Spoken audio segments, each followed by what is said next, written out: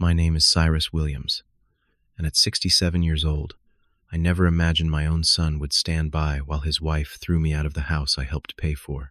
After losing Eleanor, my wife of 42 years, I thought living with James and Amanda would ease my loneliness. For a while, it did. Then everything changed. I still remember the look on Amanda's face when I returned that day. Not alone, but with someone who would change everything. Her smug smile vanished, replaced by shock as her face turned pale. Before I tell you how I turned the tables on the woman who threw me out, let me know where you're watching from and hit that subscribe button. Trust me, you'll want to see how justice was served in this family drama. I spent my entire career as a civil engineer, working on infrastructure projects across the country for just over 40 years. My wife Eleanor and I built a good life together. We weren't wealthy by any means, but we were comfortable, owned our home outright, and managed to put our only son James through college without him taking on debt. Eleanor was the love of my life, my high school sweetheart. We celebrated our 42nd wedding anniversary just 2 months before she was diagnosed with aggressive pancreatic cancer. The doctors gave her 6 months. She made it to 4. Those final months were the hardest of my life, watching the vibrant, loving woman who had been my partner through everything slowly fade away. I spent every moment I could by her side, holding her hand, reminiscing about our life together, and assuring her that I would be okay. But the truth was, I wasn't sure I would be.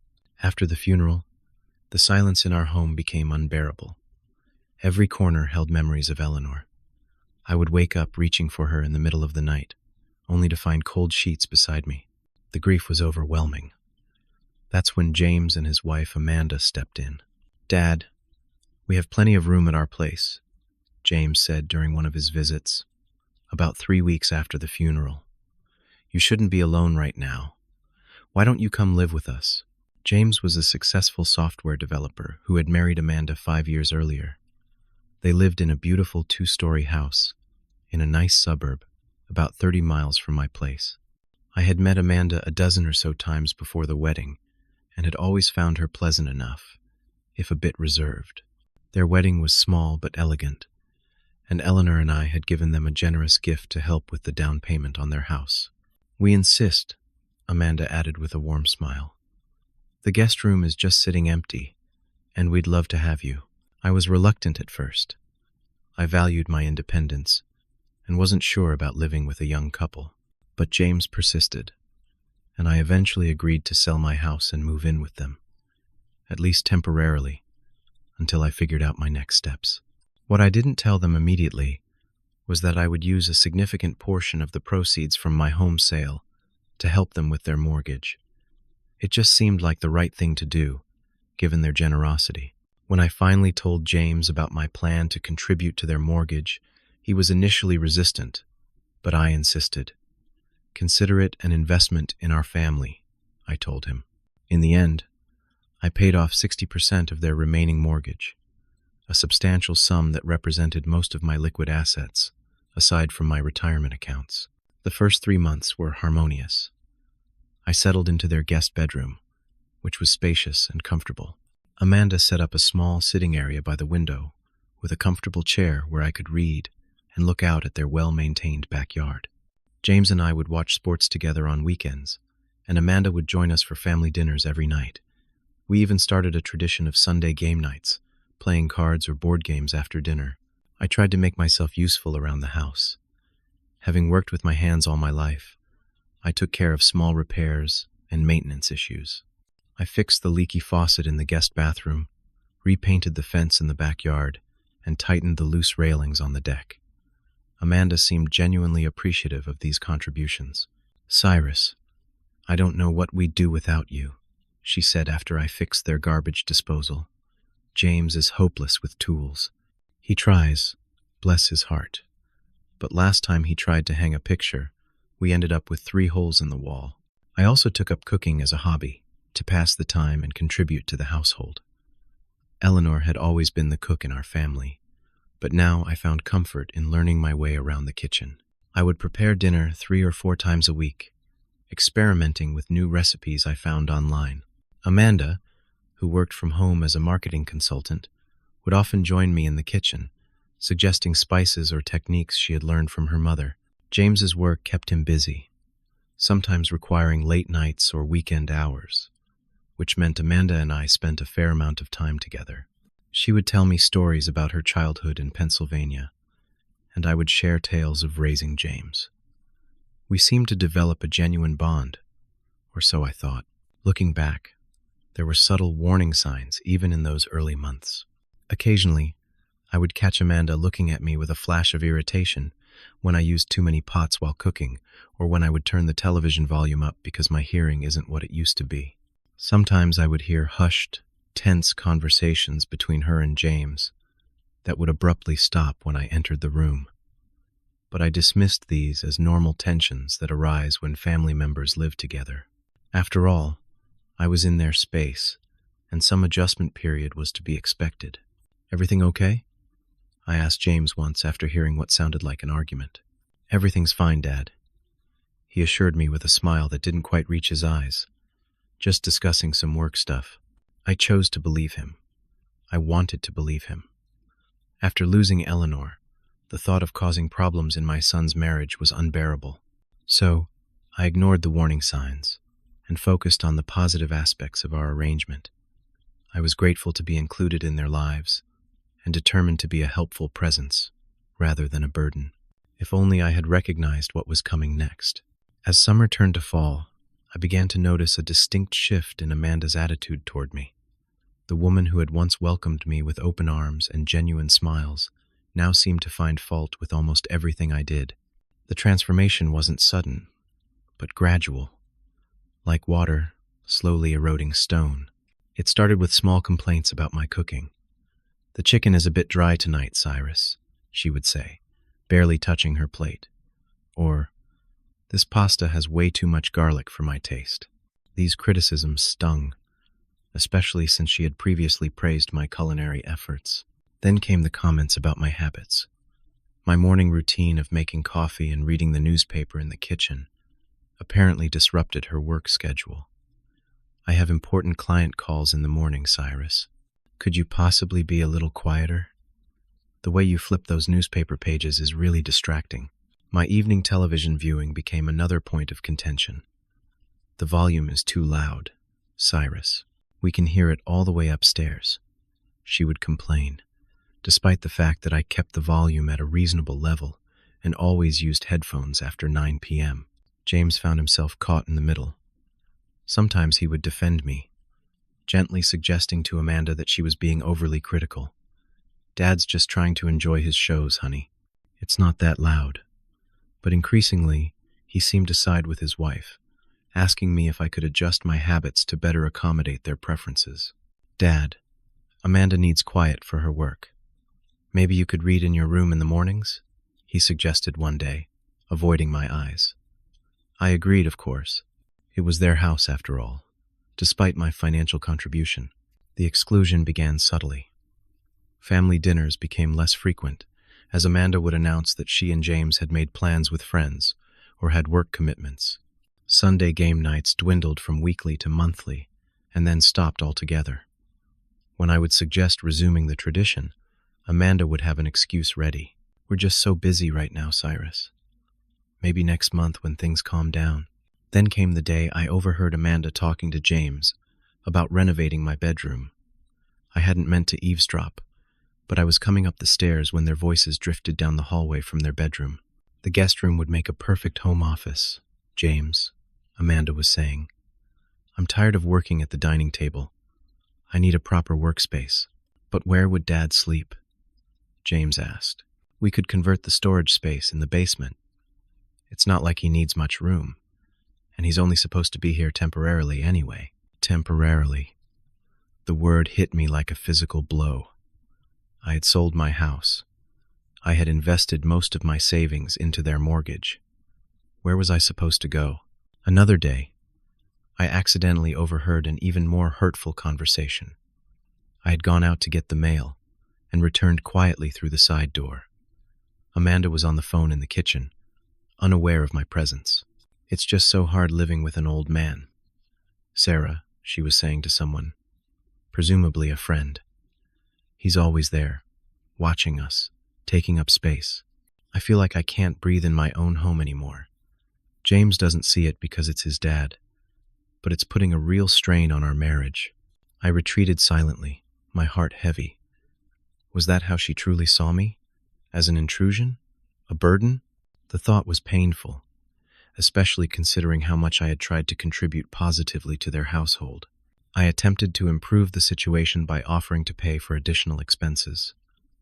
I noticed the utility bills have gone up since I moved in, I told James one evening when we were alone. I'd be happy to increase my contribution. James seemed uncomfortable. That's not necessary, Dad. We're fine financially. I just want to make sure I'm pulling my weight, I insisted. It's not about money, he said, then hesitated. Amanda just. She values her privacy. Maybe you could try to be out of the house more during the day? Join a senior center or something? I nodded, trying not to show how much his words hurt. I began spending more time away from the house, taking long walks in the nearby park, visiting the library, even attending some community events for seniors at the local recreation center. But it was a lonely existence. The friends I had made over decades lived back in my old neighborhood, and at 67, it wasn't easy to form new connections. Meanwhile, James became increasingly distant. He started working later, coming home after I had gone to bed many nights. When he was home, he was often distracted, checking his phone constantly, or retreating to his home office. The easy conversations we once had about sports, politics, or family memories became stilted and brief. My anxiety grew as I felt increasingly unwelcome in what was supposed to be my new home. I began to second-guess everything I did, wondering if using the microwave too long or taking too much time in the shared bathroom would trigger another complaint from Amanda. The situation worsened when Amanda began inviting her friends over for lunch or coffee. I would overhear comments that made it clear she was embarrassed by my presence. "Sorry about my father-in-law being around," she would say in a stage whisper. "We're helping him out until he can find a place in a senior community." Once, I heard her friend ask, "Doesn't it drive you crazy having an old person in the house all the time?" Amanda's response was a laugh, and, "You have no idea. He's so set in his ways. You know how they get at that age." They, as if being 67, made me a different species. When I finally gathered the courage to confront James about how I was being treated, he dismissed my concerns entirely. "I think you're misinterpreting things, Dad," he said. "Amanda has been under a lot of stress with work lately. I'm sure she doesn't mean anything by it. She told her friend she's waiting for me to move to a senior community," I said. "Is that the plan? Because that's not what we discussed when I sold my house." James looked uncomfortable. "No, of course not. It was just a misunderstanding. Look, I'll talk to her, okay? Just give her some space. Things will get better." But they didn't get better. They got much worse. 6 months into my stay, Amanda's parents, Gerald and Patricia Montgomery, came to visit for what was supposed to be a weekend. Gerald was a retired banking executive, a stern man with silver hair and a perpetual look of disapproval. Patricia was a former real estate agent who had clearly had extensive cosmetic work done, her face unnaturally smooth for a woman in her 60s. From the moment they arrived, I felt like an intruder in the house. Amanda transformed in their presence, becoming even more critical of me, while portraying herself as the magnanimous daughter-in-law who had taken in her husband's aging father out of the goodness of her heart. "Cyrus is so fortunate to have us," she told her parents over dinner the first night, speaking about me as if I weren't sitting right there at the table. "So many elderly people have nowhere to go these days." I bit my tongue, reminding myself that I was there for James, not for Amanda. The next morning, I woke early as usual and went downstairs to make coffee. I stopped short when I heard voices from the kitchen. Amanda was already up, speaking with her parents. "It's been such a burden having him here," she was saying in a hushed tone. "He's constantly underfoot, and James doesn't see how it's affecting our marriage." "Darling, you're too kind-hearted for your own good," Patricia responded. "You should be enjoying these years as a young couple, not playing caretaker to an old man. Have you considered assisted living for him? Gerald asked. There are some very nice facilities these days. James won't hear of it. Amanda sighed. He feels responsible for his father. And Cyrus contributed to our mortgage, which complicates things. That was his choice, Gerald said dismissively. It doesn't entitle him to live with you forever. I retreated silently up the stairs, my coffee forgotten, my heart pounding. I had known Amanda was unhappy with my presence, but hearing her discuss me with her parents like I was a problem to be solved was devastating. And the casual dismissal of my financial contribution to their home, a contribution that had left me with limited options for independent living, felt like a slap in the face. Later that day, I overheard another conversation that shocked me even more. I was in the backyard, pruning the rose bushes, when Amanda and James came onto the deck. They couldn't see me behind the large hydrangea bush, and their voices carried clearly in the quiet afternoon. Your father told my parents I was trying to get rid of him, Amanda said, her voice tight with anger. He cornered my mother this morning and complained about how I treat him. What? Dad wouldn't do that, James protested, but his voice sounded uncertain. Are you calling me a liar? Amanda's voice rose.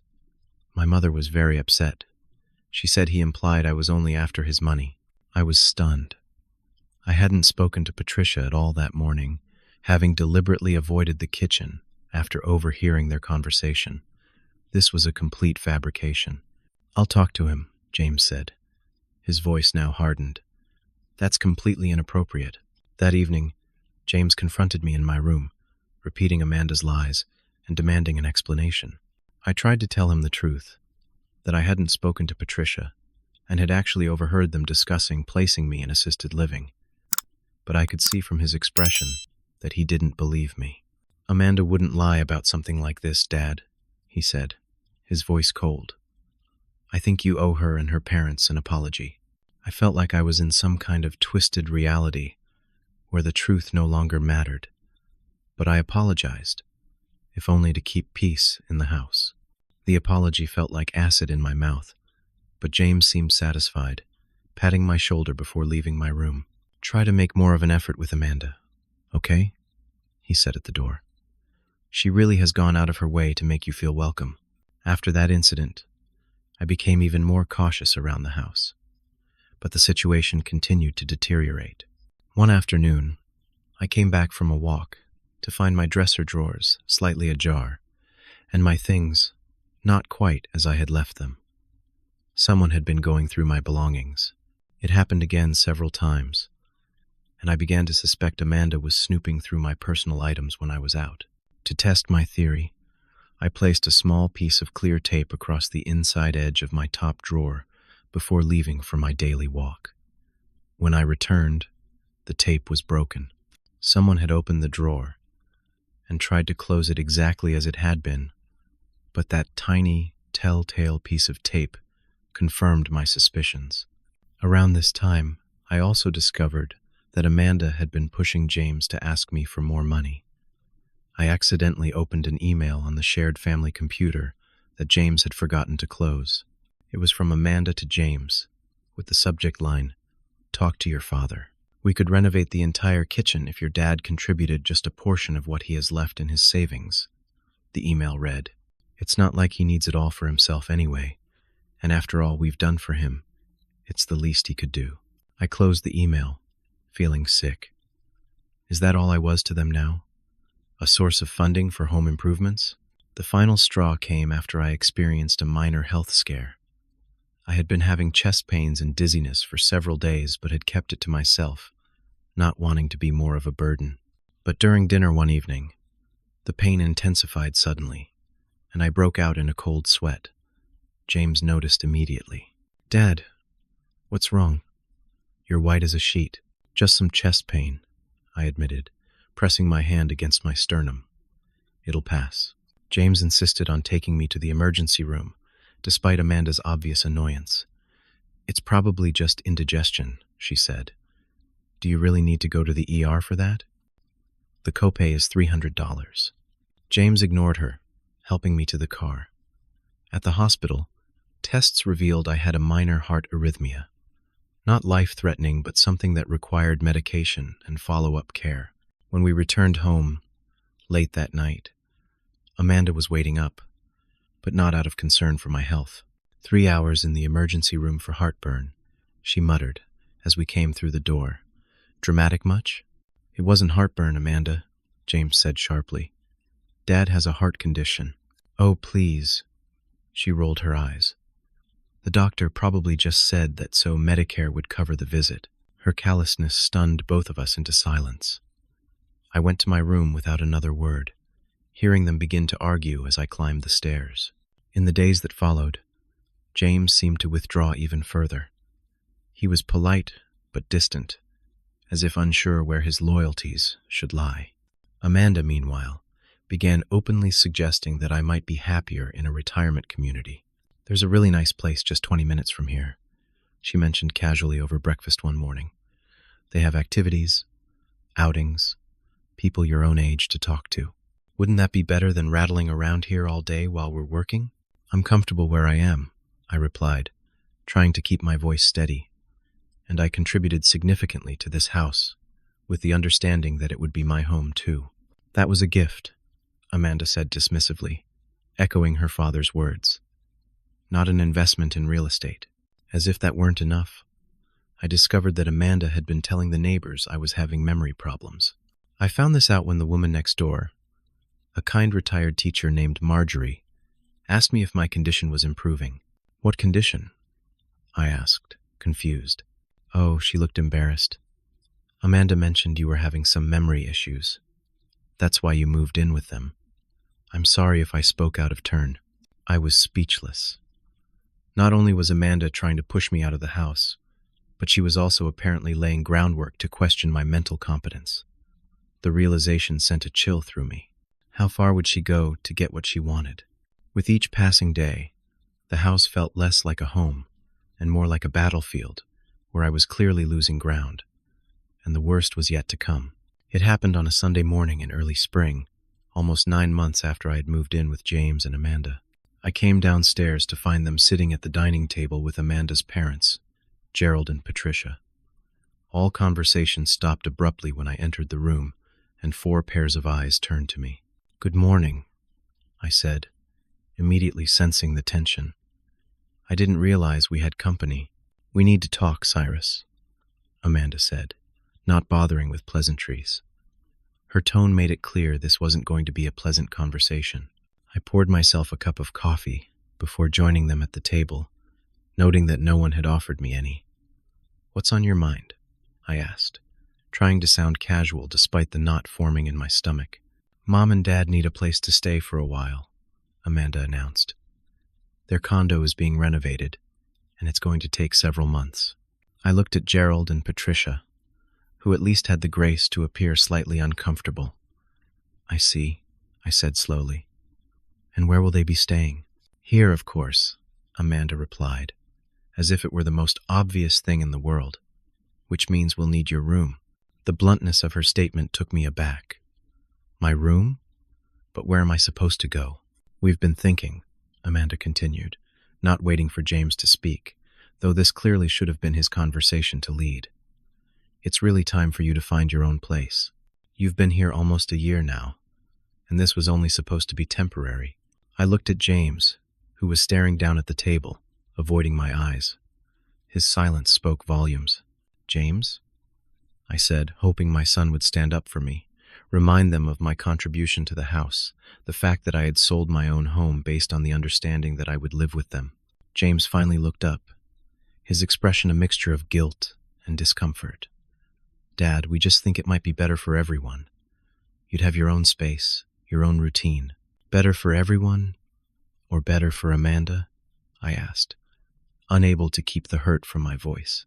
Amanda's face hardened. This isn't personal, Cyrus. It's just that this house isn't big enough for 5 adults. Mom and Dad need somewhere to stay, and their family too. The implication that I wasn't really family hit me like a physical blow. I see. And the fact that I paid off 60% of your mortgage doesn't factor into this decision at all? That was a gift, Amanda said sharply, echoing what she'd said before. not a real estate investment. You can't buy your way into living here permanently.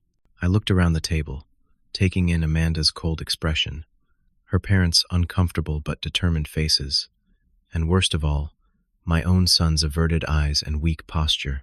In that moment, I realized how completely I had lost him to this woman. "How long do I have?" I asked quietly. "We were thinking by the end of the week would be good," Amanda replied, as if she were discussing a minor schedule change rather than turning my life upside down. "Mom and Dad will be moving their things in next weekend." 1 week. After 9 months living there, after investing most of my savings into their home, I was being given 1 week to find somewhere else to live. "And where exactly am I supposed to go?" I asked, my voice remarkably steady, considering the turmoil inside me. James finally spoke up. "I talked to Uncle Thomas yesterday. He and Aunt Dorothy said you could stay with them until you find a place. They have that finished basement apartment, remember? So he had already made arrangements behind my back." The betrayal cut even deeper. Thomas was my younger brother, a good man with a kind heart. But the thought of imposing on him and his wife at my age was humiliating. "I see you've thought of everything," I said, rising from the table. I could feel anger building, threatening to overwhelm the hurt, except perhaps common decency or basic gratitude. "Now, Cyrus," Gerald began, using the patronizing tone one might use with a child. "There's no need for dramatics. These things happen. Families evolve and arrangements change." I turned to him, suddenly finding my voice. "With all due respect, Gerald, this isn't your house either. Yet somehow you're being welcomed while I'm being shown the door. I wonder why that is. Could it be because your daughter knows she can manipulate and control my son, but she's discovered she can't do the same to me?" Amanda gasped, her face flushing with anger. "How dare you? After everything we've done for you." "Everything you've done for me?" I repeated, incredulous. "I sold my home. I paid off most of your mortgage. I've cooked your meals, maintained your yard, fixed everything that's broken in this house. And this is how you repay me?" I turned to James, my heart breaking at his continued silence. "And you? Your mother would be ashamed of you right now." It was a low blow, bringing Eleanor into this. But in that moment of hurt and betrayal, I couldn't help myself. James flinched as if I'd slapped him. "Dad, please," he finally said, his voice strained. "Let's not make this harder than it has to be." "Harder for whom, James? For you? Because it's already pretty damn hard for me." I left the table then, unable to bear another minute of the farce. In my room, I sat heavily on the bed, my hands shaking with a mixture of rage and devastation. After everything I had done, after all the ways I had tried to be helpful and unobtrusive, I was being discarded like an unwanted piece of furniture to make room for Amanda's parents. The next day passed in a blur of painful activity. I called Thomas, swallowing my pride to accept his offer of temporary housing. He was furious on my behalf, but held his tongue when I asked him not to confront James. "This is between me and my son," I told him. "I don't want to make it worse." "It's pretty bad already, Cy," Thomas replied. "What James is doing is wrong, plain and simple."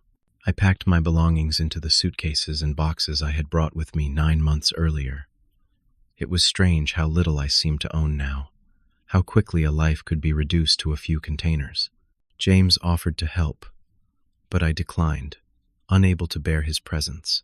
Amanda was conspicuously absent during my preparations to leave, having conveniently scheduled lunch with friends. But as I was loading the last of my things into my car the following morning, she appeared in the driveway. "Cyrus, I hope there are no hard feelings," she said, her tone suggesting she was being magnanimous by offering this olive branch. "This really is for the best." I looked at her for a long moment, seeing her clearly, perhaps for the first time. A beautiful, manipulative woman who had somehow convinced my son to choose her comfort over his father's welfare. "You know, Amanda," I said quietly, "someday James might need help himself. I hope for his sake that you show him more loyalty than you've shown me." I didn't wait for her response, just got in my car and drove away from the house I had helped pay for. leaving a significant piece of my heart behind. Thomas and Dorothy welcomed me with open arms and genuine warmth, setting me up in their finished basement, which was essentially a small apartment with its own bathroom and kitchenette. But despite their kindness, I spent that first night in a state of shocked disbelief, unable to sleep as I replayed the events that had led to my eviction. The betrayal by my own son cut deeper than any pain I had experienced since losing Eleanor. In some ways, it felt like losing her all over again, a grief that wrapped around my heart and squeezed until I could barely breathe. In the days that followed, I learned from Marjorie, my former neighbor, that Amanda's parents had indeed moved in, taking over not just my room but also spreading their belongings throughout the house.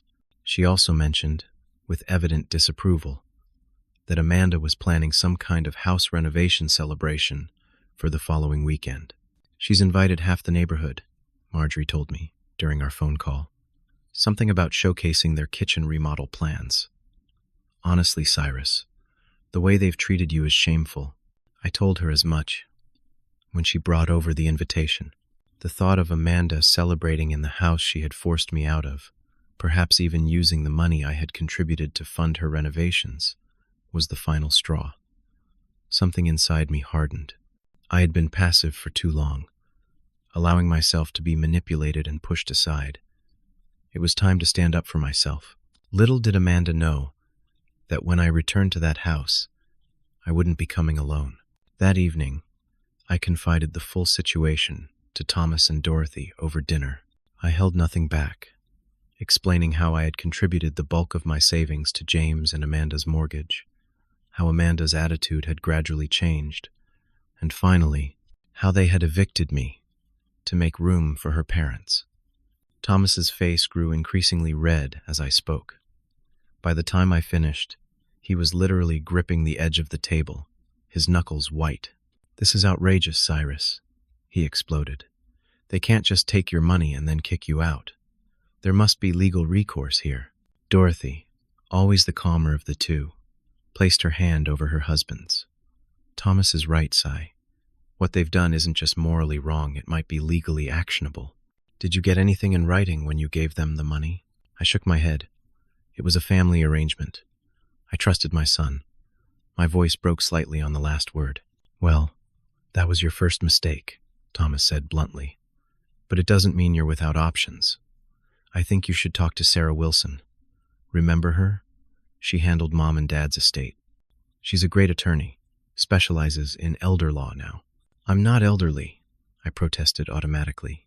Thomas gave me a look. "In legal terms, at 67, you kind of are. And what Amanda did could be considered elder financial abuse. Just talk to Sarah, okay?"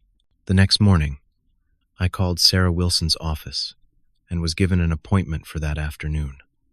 Sarah remembered me from our parents' estate settlement and was visibly angered as I explained my situation. "Unfortunately, this is more common than you might think," she said, making notes as I spoke. "Family members taking advantage of older relatives, especially when there's property or money involved." "I just want what's fair," I told her. "I put almost $200,000 into their house, based on the understanding that it would be my home too." Sarah looked up sharply. "200,000?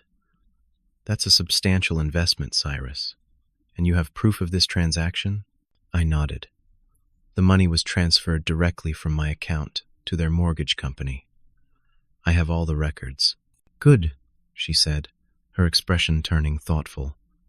"That's very good. It means we can make a strong case that this wasn't a gift, but an investment in the property, giving you an equitable interest." "What does that mean exactly?" "It means you potentially own a share of that house equivalent to your contribution. They can't just kick you out without buying you out or otherwise compensating you." She tapped her pen against her legal pad. "Let me ask you something. Do you actually want to live with your son and his wife after all this?" I considered the question carefully. "No," I admitted after a moment. "Too much damage has been done, but I do need to recover my investment. That money represents most of my liquid assets." Sarah nodded.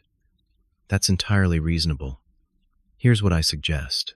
We prepare a formal legal notice, asserting your equitable interest in the property and demanding either reinstatement of your living arrangement or financial compensation equal to your investment plus interest. As Sarah continued outlining possible legal strategies, I felt a weight lifting from my shoulders. I wasn't powerless after all. I had rights, and more importantly, I had options.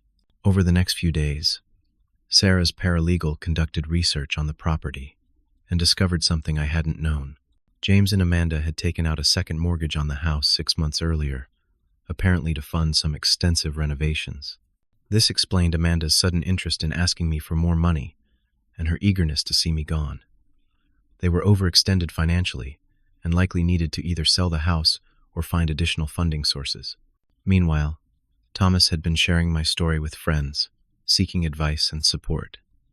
One evening, he came home with an intriguing proposition. "Cy, you remember my friend William Bradford? The real estate investor I introduced you to at our 4th of July barbecue last year?"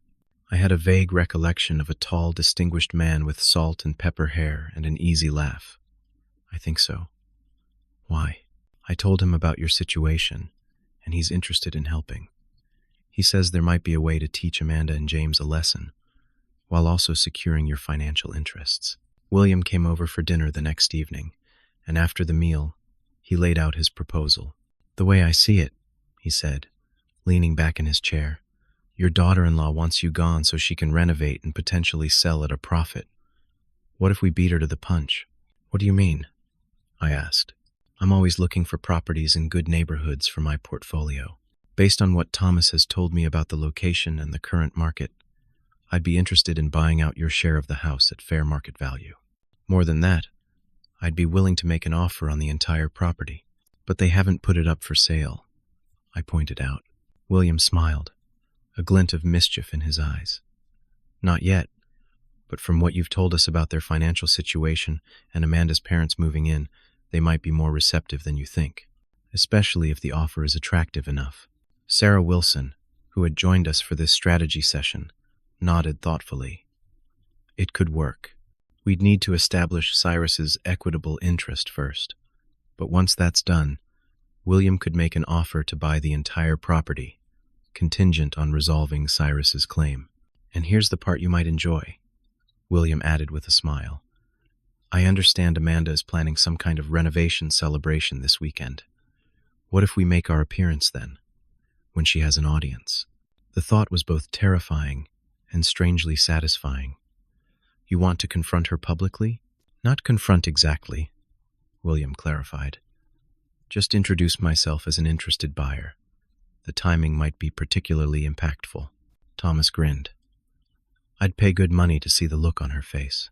Over the next few days, we prepared meticulously. Sarah drafted legal documents establishing my equitable interest in the property, while William gathered market data to support his offer. I provided all the financial records showing my contribution to the mortgage, as well as text messages and emails that supported my claim that this had been an investment rather than a gift. The night before our planned intervention, I barely slept. Doubts and anxieties swirled in my mind. Was I doing the right thing? Would this make reconciliation with James impossible? Was I being vindictive rather than just? I thought of Eleanor and what she would advise. She had always been my moral compass, steering me toward compassion rather than retribution. But she had also been fiercely protective of family and had little patience for those who took advantage of others. "Stand up for yourself, Cy," I could almost hear her saying. "But remember, he's still your son." With that thought in mind, I finally drifted off to sleep, preparing myself for what would likely be one of the most difficult confrontations of my life. The day of Amanda's renovation celebration dawned bright and clear, a perfect spring Saturday. According to Marjorie, who had kept me informed, the party was scheduled to begin at 2 p.m. We planned to arrive around 3, when the gathering would be in full swing. William, dressed impeccably in a tailored suit that exuded success and authority, picked me up at Thomas's house at 2:45.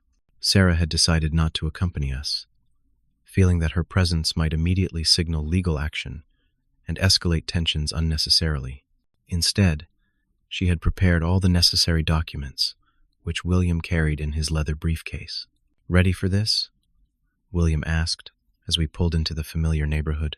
I took a deep breath, straightening my tie. I had dressed carefully in my best suit, wanting to project dignity and confidence rather than the broken, evicted father-in-law. As ready as I'll ever be. Cars lined the street in front of the house, confirming that the party was well attended. We parked a few houses down and walked toward the gathering. Through the large front windows, I could see people milling about inside, drinks in hand. The front door stood open, with a welcome sign and balloons decorating the entryway. We stepped inside without knocking, following the sound of conversation and laughter to the kitchen and dining area at the back of the house. No one immediately noticed our entrance, giving me a moment to take in the scene. Amanda stood at the center of a group of admirers, gesturing animatedly at a large poster board displaying kitchen renovation designs. James was off to one side, looking somewhat uncomfortable as he made small talk with a couple I didn't recognize. Gerald and Patricia were also present. Patricia showing off what appeared to be fabric swatches to several women seated at the dining table. It was Marjorie who spotted me first. Her eyes widened in surprise, then crinkled with what looked like pleased anticipation. She nudged the woman next to her, and gradually, like a wave, awareness of my presence spread through the room. Conversations faltered, then stopped altogether as heads turned in my direction. Amanda, still in mid-sentence, finally registered the sudden silence and turned to follow everyone's gaze. The look on her face when she saw me standing there was everything I had imagined, and more. Her mouth opened in shock, her carefully applied makeup doing nothing to hide the flush of alarm that spread across her features. "Cyrus," she finally managed, her voice unnaturally high. "What are you doing here?" Before I could respond, James pushed through the crowd, his expression a mixture of confusion and guilt. "Dad, is everything okay?" "Everything's fine, James," I said calmly. "I hope you don't mind us dropping by your celebration. This is William Bradford, a friend of your Uncle Thomas. He's very interested in your house." William stepped forward, extending his hand to James. "Pleasure to meet you. Your father has told me so much about this property." James shook his hand automatically, looking bewildered. "I'm sorry, I don't understand. Interested in our house, how?" "William is a real estate investor," I explained, loud enough for everyone to hear. "When he heard about my situation, he expressed interest in purchasing this property." Amanda had recovered enough to push her way to James's side. "Our house isn't for sale," she said sharply, then turned to the now silent party guests with a forced laugh. "I'm sorry about this interruption, everyone. My father-in-law is having some trouble adjusting to his new living situation."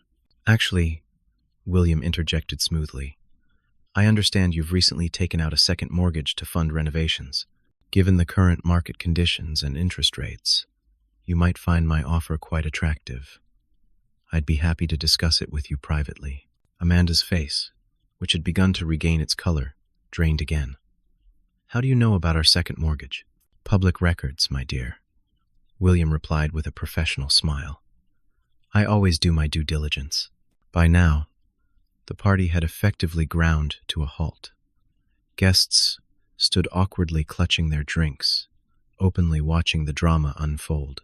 Patricia had abandoned her fabric swatches and hurried to Amanda's side, while Gerald hung back, his expression calculating as he assessed William's expensive suit and confident demeanor. "James," I said, keeping my voice steady, "could we speak privately for a moment? You, me, and Amanda?" James nodded, looking relieved at the suggestion. "Of course. Let's use the study." Amanda grabbed his arm. "James, we don't need to do this right now. We have guests." "I think we do," he replied firmly, surprising me with his sudden backbone. "Mom and Dad, can you entertain everyone for a few minutes?" Patricia began to protest, but Gerald placed a restraining hand on her arm and nodded. "Of course. Take your time." James led us to his small home office at the front of the house, closing the door behind us.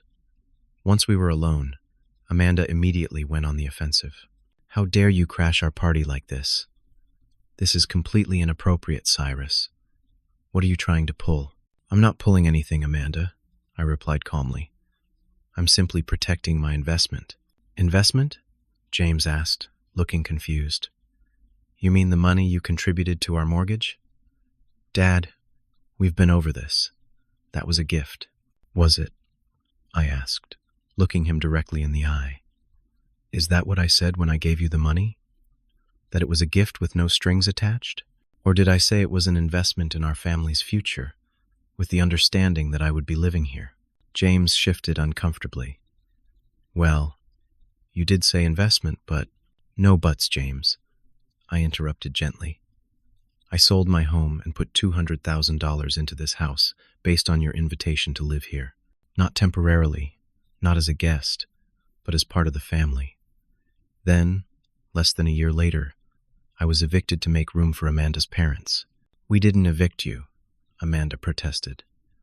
We simply asked you to find your own place. It was always meant to be temporary. That's not what was discussed when I contributed to the mortgage, I countered. And the law recognizes that my contribution gives me what's called an equitable interest in this property. The law? Amanda's voice rose in pitch. Are you threatening to sue us? Your own family? I'm not threatening anything, I said. I'm simply stating facts. My attorney has prepared documentation establishing my interest in this house. William is prepared to buy out that interest at fair market value, which would give me the funds to secure my own housing. James had gone very quiet, a deep frown creasing his forehead. You've spoken to an attorney about this? I nodded. I had to, son. You left me with few options. So what exactly are you proposing? James asked, ignoring Amanda's attempt to silence him with a sharp look. William is prepared to make an offer on the entire property, I explained. An offer that would pay off both mortgages and still leave you with a significant profit. Alternatively, you can buy out my interest directly, though I understand that might be financially difficult given your recent second mortgage. This is blackmail, Amanda hissed. It's business, I corrected her, just as you treated my eviction as business rather than family. At that moment, there was a soft knock on the door, and William entered without waiting for a response. I hope I'm not interrupting, but I thought you might want to see this. He placed a folder on the desk. This is my formal offer for the property, contingent on resolution of Cyrus's equitable interest claim. As you'll see, it's quite generous. James picked up the folder and opened it, his eyes widening as he saw the figure William was offering. Even Amanda, peering over his shoulder, couldn't hide her reaction to the substantial sum. This is well above market value, James said, looking up at William with suspicion. Why would you offer so much? The location is ideal for my portfolio, William replied smoothly, and I prefer clean, straightforward transactions. This offer would allow you to resolve any legal issues with your father, pay off both mortgages, and still have a substantial down payment for a new home. We need to discuss this privately, Amanda said, her voice tight, and we'll need to consult our own attorney. Of course, William agreed. Take all the time you need. My offer stands for 72 hours. Just then, the door opened again, and Patricia stuck her head in. Is everything all right? The guests are getting restless. Her eyes darted between us, clearly trying to assess the situation. Everything's fine, Mom, Amanda said, forcing a smile. We're just having a business discussion. Business? At our party? Patricia looked confused, then spotted the folder in James's hands. What's that? An offer to buy our house, James replied, his voice oddly flat. Patricia stepped fully into the room, closing the door behind her. Buy the house? But we just moved in. Where would we go? That's not really my concern, is it? I couldn't resist saying. Just as where I would go wasn't your concern when you took my room. Patricia had the grace to look embarrassed. Cyrus, that was nothing personal. It was Amanda's decision. Mom! Amanda exclaimed, shocked at being thrown under the bus so quickly. The door opened yet again, this time admitting Gerald, who had clearly been listening from outside. "What's going on? Are you really selling the house?" "We're considering an offer," James said, his voice stronger now. "A very good offer."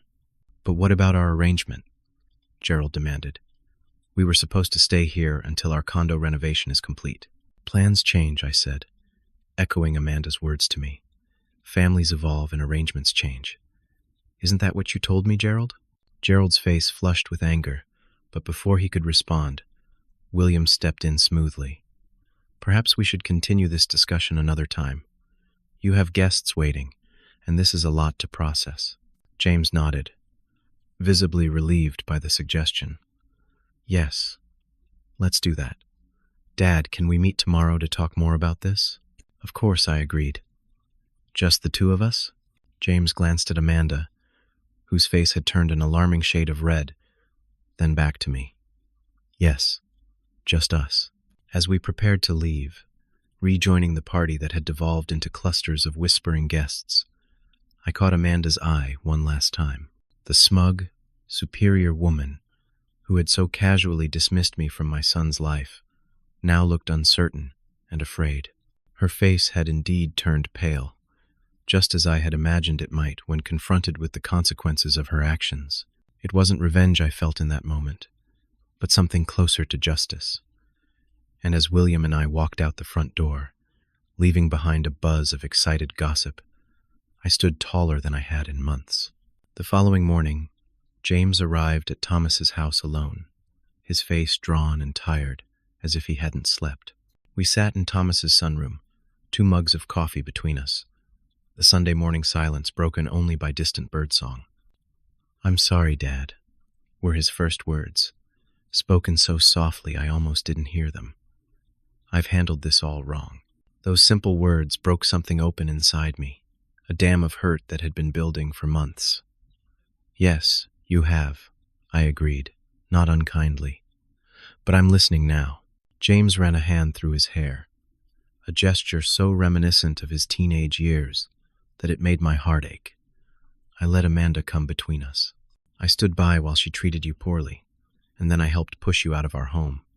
There's no excuse for that." "Why, James?" I asked, the question that had haunted me for months. "What happened to us?" He stared into his coffee cup as if the answers might be found there. It was gradual. Amanda started complaining about small things, then bigger things. She said you were taking over the house, that she had no privacy, that her career was suffering because of the arrangements. I tried to defend you at first, but it was easier to give in, to keep the peace. He looked up, his eyes damp. "Our marriage has been struggling for a while now. I thought if I supported her on this, things might improve between us." "And did they?" I asked gently. He shook his head. "No. If anything, they got worse. After you left, she became even more controlling. When her parents moved in, they took over everything. Nothing I did was right. It was like I was a guest in my own home."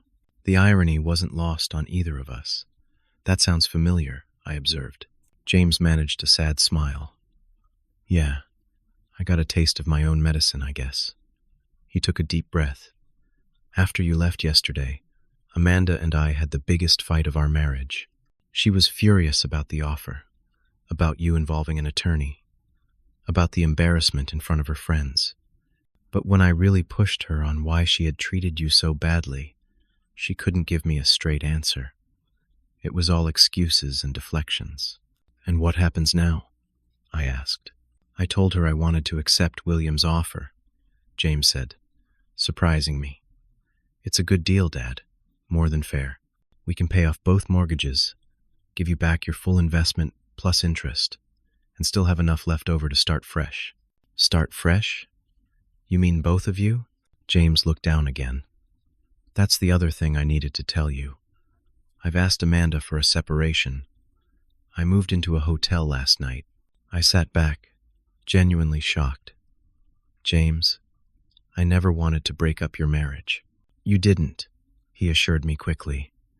"This has been coming for a long time. Yesterday just forced me to face some truths I've been avoiding. The way she treated you, was a symptom of deeper problems, not the cause.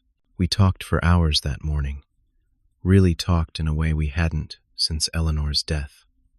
James shared more about his troubled marriage, how Amanda's controlling behavior had gradually increased, how she had isolated him from friends and manipulated him into taking on more debt for renovations they couldn't afford.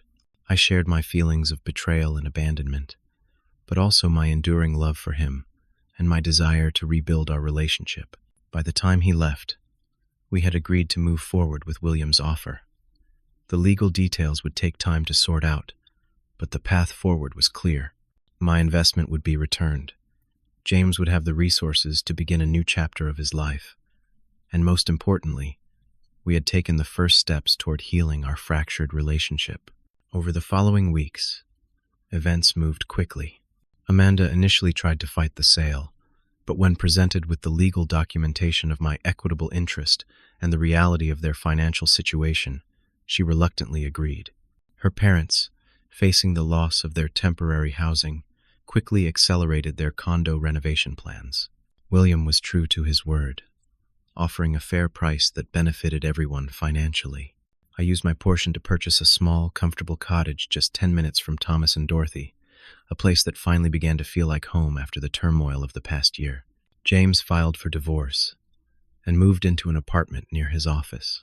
The separation seemed to lift a weight from his shoulders, and with each passing week, I saw more of the son I had raised returning, the kind, thoughtful man who had somehow gotten lost in an unhealthy relationship.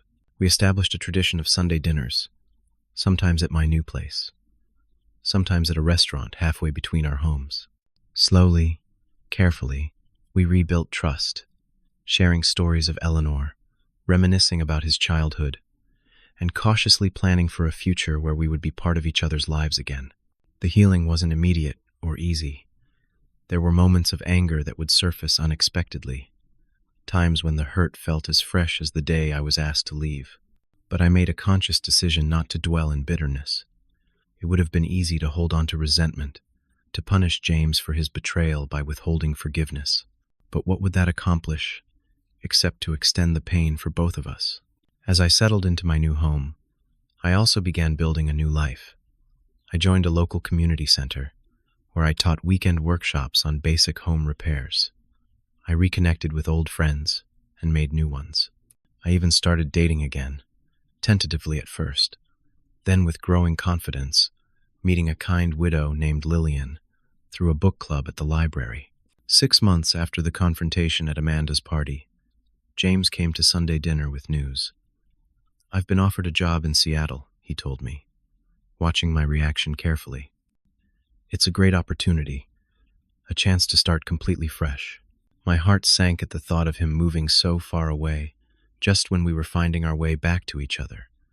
But I forced a smile. "That sounds wonderful, James. When would you go?" "That depends," he said, surprising me, "on whether my dad would consider relocating too." I stared at him. "To Seattle? With you?" He nodded. "Not to live together again. We've both had enough of that arrangement. But nearby, there are some great communities for active seniors. The company is offering a relocation package that would cover selling my apartment and your cottage. We could look at places when I go for my final interview next month." He hesitated. "Only if you want to, of course. I know you've just gotten settled here." The offer touched me deeply. It wasn't an attempt to make up for the past, but rather an invitation to be part of his future. "I'll think about it," I promised. And I meant it. As I reflect on the past year and a half, from Eleanor's death through the painful months with Amanda to this new beginning, I'm struck by how much I've learned about family, betrayal, and forgiveness. I learned that sometimes standing up for yourself isn't about anger or revenge, but about self-respect. I learned that true family isn't defined by obligation or manipulation, but by mutual care and honesty.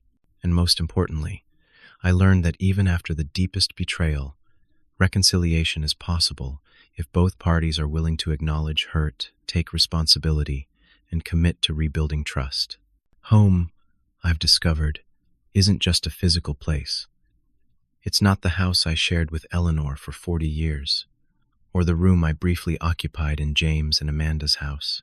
It's the space you create, where you feel valued, respected, and at peace.